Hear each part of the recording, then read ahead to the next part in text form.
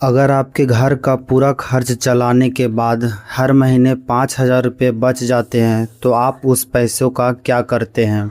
क्या उसे bank account में पड़े रहने देते हैं या फिर महीने के आखिर में छोटी मोटी चीज़ों पर खर्च कर देते हैं? अगर ऐसा है तो आज की यह वीडियो आपके लिए बहुत महत्वपूर्ण है, क्योंकि इस वीडियो में हम जानेंगे कि अगर आप हर महीने 5,000 रुपये की SIP में निवेश करते हैं तो 5 साल, 10 साल और 15 साल बाद आपके पास कितने पैसे हो सकते हैं। हम कोई अनुमान या हवाई बात नहीं करेंगे, हर 5 साल का पूरा कैलकुलेशन करेंगे और जानेंगे कि आपने अपनी जेब से कुल कितना पैसा लगाया, उस पर कितना रिटर्न मिला और आखिर में आपके हाथ में कुल कितनी रकम आई। आज हम हर एक पॉइंट पे कैलकुलेशन के साथ देखेंगे। दोस्तों, अगर हमारे चैनल पे नए हैं तो हमारे चैनल पैसा प्रो को अभी सब्सक्राइब कर दीजिए। तो चलिए बिना समय बर्बाद किए शुरू करते हैं। सबसे पहले यह समझ लेते हैं कि SIP आखिर होती क्या है। SIP का पूरा नाम है सिस्टमेटिक इन्वेस्टमेंट प्लान। इसका मतलब है कि आप हर महीने एक तय रकम किसी म्यूचुअल फंड में निवेश करते हैं, जैसे कि 500, 1000 या 2000 रुपया। इसका सबसे बड़ा फ़ायदा यह है कि आपको एक साथ लाखों रुपये निवेश करने की ज़रूरत नहीं पड़ती है। आप अपनी कमाई के हिसाब से हर महीने थोड़ी थोड़ी रकम निवेश कर सकते हैं। अब सवाल यह है कि क्या सिर्फ 5,000 रुपये हर महीने निवेश करके भी अच्छा पैसा बनाया जा सकता है? तो इसका जवाब है हाँ, बिल्कुल बनाया जा सकता है। लेकिन इसके लिए दो चीज़ें सबसे ज़्यादा ज़रूरी है। पहली, हर महीने बिना रुके निवेश करना और दूसरी, निवेश को लंबे समय तक जारी रखना। यही दो बातें SIP को खास बनाती है। अब शुरू करते हैं 5 साल का पूरा कैलकुलेशन। मान लीजिए आपने आज से SIP शुरू कर दी। आप हर महीने 5,000 रुपये निवेश करते हैं। एक साल में आपका निवेश होगा 60,000 रुपया, और अगर यही निवेश लगातार 5 साल तक किया जाए तो आपका कुल निवेश होगा करीब 3 लाख रुपया। यानी 5 साल में आपने अपनी जेब से कुल 3 लाख रुपये निवेश किए। अब मान लेते हैं कि इस दौरान आपकी SIP पर औसतन 12% का सालाना रिटर्न मिलता है। ऐसी स्थिति में 5 लाख की SIP की कुल वैल्यू 4,12,000 रुपये हो सकती है। अब इसे एक आसान तरीके से समझिए। आपने कुल निवेश किया 3 लाख रुपया, अनुमानित कुल रकम बन गई 4,12,000 रुपया और अनुमानित फ़ायदा हुआ लगभग 1,12,000 रुपया। यानी कि आपने 3 लाख रुपये लगाए और 1,12,000 रुपये का रिटर्न के रूप में वापस मिले। शुरुआत के 5 साल में यह रकम आपको बहुत बड़ी नहीं लगेगी, लेकिन याद रखिए SIP का असली फ़ायदा पहले 5 साल में नहीं बल्कि उसके बाद दिखाई देना शुरू होता है, क्योंकि अब आपका निवेश ही नहीं बल्कि उस पर मिला रिटर्न भी आगे रिटर्न कमाने लगता है। इसी को कंपाउंडिंग कहते हैं। अब सवाल यह है कि अगर सिर्फ 3 लाख का निवेश 5 साल में 4,12,000 रुपये बन सकता है, तो यही SIP अगर 10 साल तक जारी रखी जाए तो कुल रकम कितनी होगी? 10 साल का पूरा कैलकुलेशन देख लेते हैं। आपने हर महीने 5,000 रुपये निवेश किया, यानी कि एक साल में 60,000 रुपया लगा दिए और 10 साल में कुल निवेश हो जाएगा करीब 6 लाख रुपया। यानी आपने अपनी जेब से कुल 6 लाख रुपये निवेश किए। अब अगर इस पर पूरे समय की SIP पर औसतन 12% सालाना रिटर्न मिलता है तो 10 साल बाद आपकी कुल रकम लगभग 11,61,000 रुपये हो सकती है।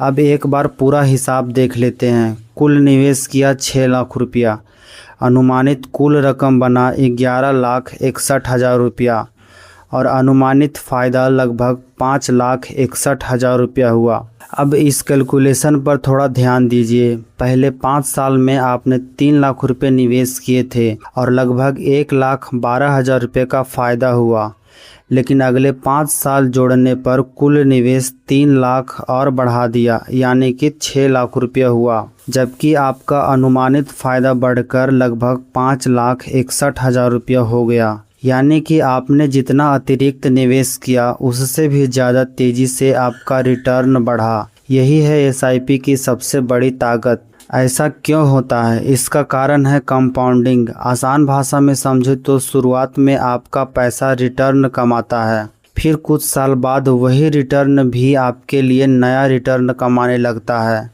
यानी कि अब सिर्फ आपका निवेश काम नहीं कर रहा होता, बल्कि पहले से कमाया हुआ पैसा भी आपके लिए कमाई कर रहा होता है। इसी वजह से समय बढ़ने के साथ आपकी रकम तेजी से बढ़ने लगती है। एक ज़रूरी बात, बहुत से लोग 2 या 3 साल में निवेश करने के बाद एसआईपी बंद कर देते हैं, क्योंकि उन्हें लगता है कि पैसा धीरे धीरे बढ़ रहा है।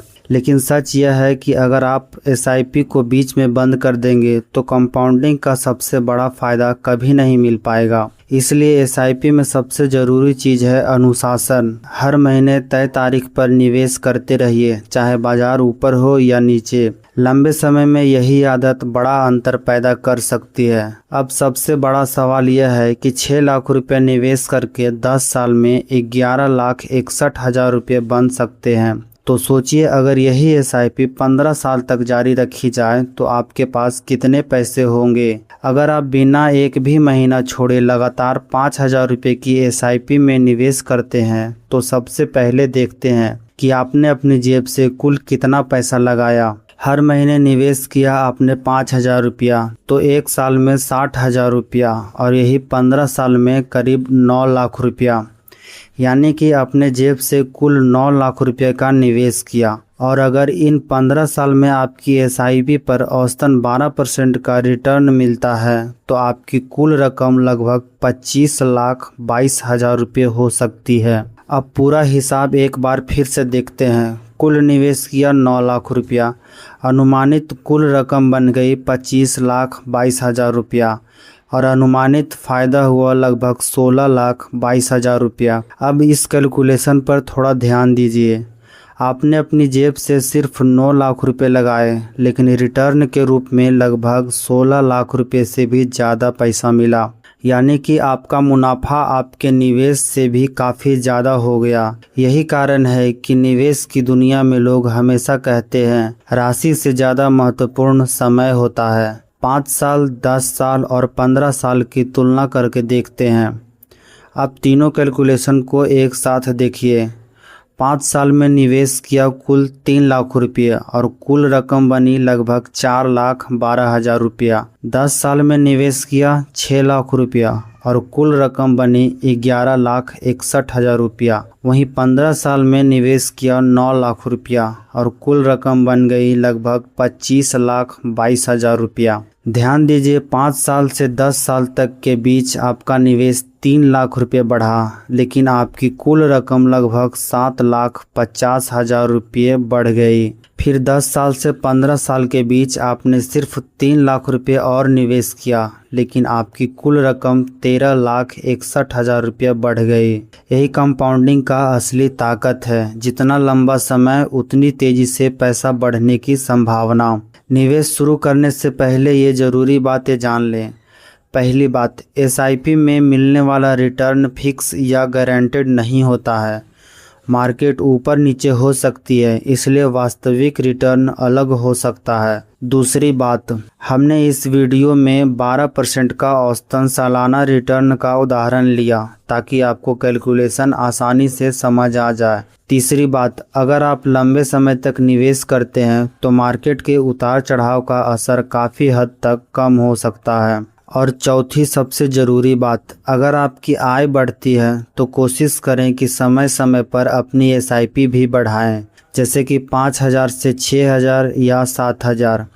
इसे स्टेप अप एसआईपी कहते हैं और इससे भविष्य में बनने वाला फंड और भी बड़ा हो सकता है। अगर आपके पास हर महीने 5,000 रुपये बचते हैं तो उसे बिना सोचे समझे खर्च करने के बजाय किसी अच्छी एसआईपी में निवेश करने का विचार किया जा सकता है। याद रखिए, 5,000 रुपये छोटी रकम नहीं है। अगर सही जगह लंबे समय तक निवेश किया जाए तो यह छोटी छोटी बचत भविष्य में लाखों रुपये का फंड बना सकती है।